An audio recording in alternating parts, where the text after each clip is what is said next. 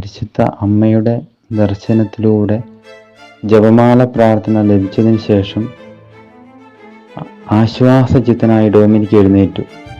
ആ ജില്ലയിലുള്ളവരുടെ മാനസാന്തരത്തിനു വേണ്ടി ജ്വലിക്കുന്ന ആവേശത്തോടെ അദ്ദേഹം നേരെ കത്തീഡ്രലിലേക്ക് നടന്നു.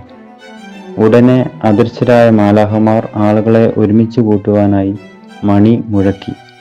ഡൊമിനിക് പ്രസംഗം ആരംഭിച്ചു. ഉടനെ തന്നെ അതിഭയങ്കരമായ ഒരു കൊടുങ്കാറ്റ് വീശുവാൻ ആരംഭിച്ചു. ഭൂമി കുലുങ്ങി, സൂര്യൻ ഇരുണ്ടു, ഭീകരമായ ഇടിമിന്നൽ കണ്ട് സകലരും ഭയന്നു പറിച്ചു. ആ കത്തീഡ്രൽ പ്രധാന സ്ഥലത്ത് പരിശുദ്ധ മാതാവിൻ്റെ ഒരു ചിത്രം സ്ഥാപിച്ചിരുന്നു.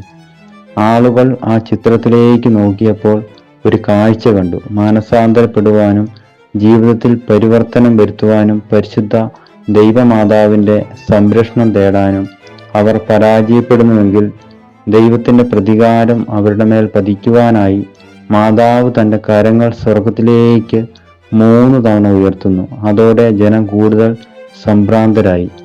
ഈ അതിസ്വാഭാവിക പ്രതിഭാസങ്ങളിലൂടെ പരിശുദ്ധ ജപമാലയോടുള്ള പുതിയ ഭക്തി പ്രചരിക്കുവാനും അത് കൂടുതൽ പ്രശസ്തമാക്കുവാനും ദൈവം ആഗ്രഹിച്ചിരുന്നു. ഒടുവിൽ ഡൊമിനിക് പ്രാർത്ഥിച്ചപ്പോൾ കൊടുങ്കാറ്റ് ശമിച്ചു. അദ്ദേഹം പ്രസംഗം തുടരുകയും ചെയ്തു. വളരെയധികം തീക്ഷ്ണതയോടും മതിപ്പുളവാക്കും വിധത്തിലുമാണ് പരിശുദ്ധ ജപമാലയുടെ പ്രാധാന്യത്തെയും മൂല്യത്തെയും കുറിച്ച് അദ്ദേഹം വിശദീകരിച്ചത്.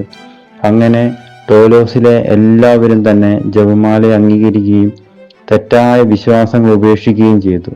വളരെ ചുരുങ്ങിയ നാളുകൾക്കുള്ളിൽ ഒരു വലിയ പുരോഗമനം ആ പട്ടണത്തിലുണ്ടായി.